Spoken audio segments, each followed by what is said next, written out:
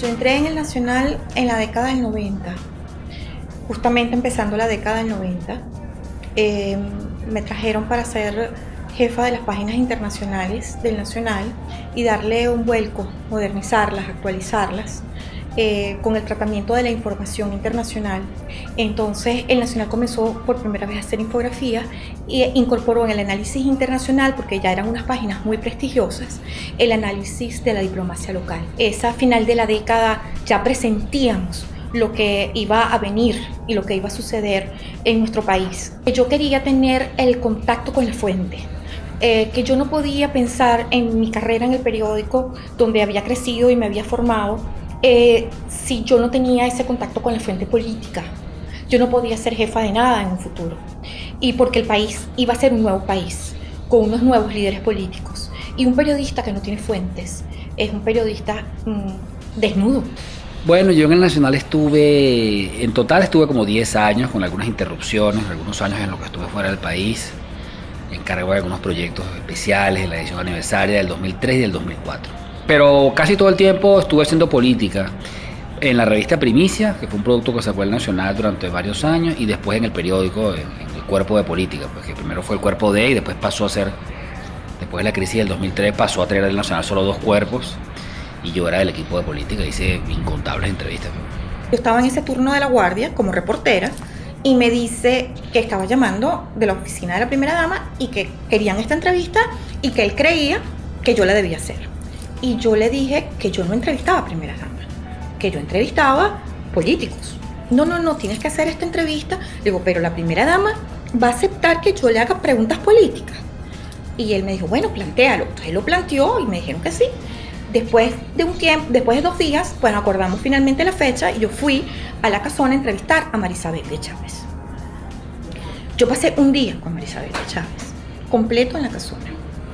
Y de esa entrevista, donde solamente estábamos ella y yo y mi grabador, salió la entrevista del 1 de enero de ese año. Y ese año era la primera vez que el presidente Chávez iba a hacer una visita al exterior. Y su primer viaje al exterior fue a Puerto Rico. Bueno, la entrevista tuvo tanto impacto que marcó el comienzo de la separación de la pareja presidencial. Fue una entrevista muy política, una entrevista en la que ella hacía cuestionamientos al partido, a la conducción del partido en el Parlamento. Y en ese entonces el partido de gobierno se molestó mucho, protestó frente al presidente y trajo una serie de secuelas. La primera dama no volvió ese día, el presidente tenía que salir a Puerto Rico, ella no viajó con él por esta entrevista.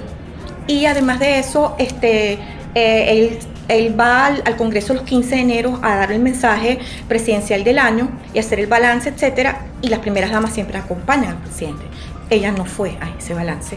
Y el presidente dio una rueda de prensa, las alocuciones que él hace, y arremetió contra el periódico. Y dijo que esta entrevista había sido usada para hacerle daño a él y que él tenía la versión de esa entrevista. Y la verdad es que él no podía tenerla porque yo tenía la única copia. Y la primera dama se disculpó conmigo, me llamó, me pidió disculpas al periódico y aceptó la responsabilidad de esa entrevista en su totalidad. Y como te digo, eso forma parte de la historia de Hugo y María Isabel de Chávez.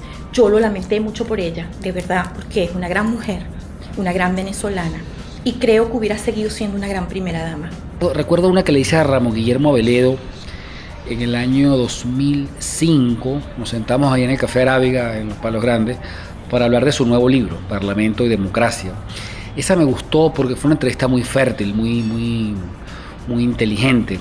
Es decir, Ramón Guillermo es un tipo brillante y él decía que bueno, que en Venezuela nos habíamos acostumbrado a creer que lo que se discutía en el Parlamento, los acuerdos, las negociaciones eran paja, y que aquí tenía que venir un hombre pues con carácter, un tipo que no estuviera hablando en el Parlamento y que tuviera guáramo. Y él dijo, bueno, ese hombre que tuviera guáramo ya llegó, se llama Hugo Chávez Frías.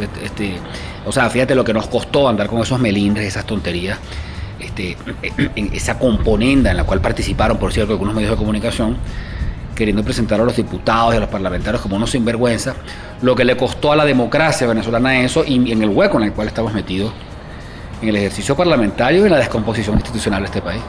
Nos ha pasado en esta década que el periodismo ha tenido que hacer un alto y reflexionar sobre cómo abordar la noticia y la información en una década en la que el país cambió, en la que el país político es otro, el país social es otro y la economía es otra.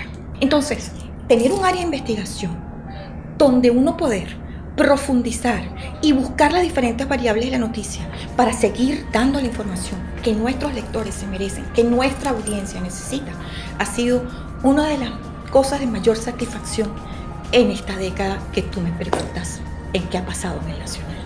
El Nacional es un espacio muy permisivo, muy de fiesta, muy grato. Es un sitio... A mí me costó mucho tomar la decisión de irme del Nacional, fue como separarme, una cosa así. Yo digo que separarse será como eso, ¿no? Pero bueno, creo que era necesario hacerlo, que sencillamente venían otras circunstancias en la vida.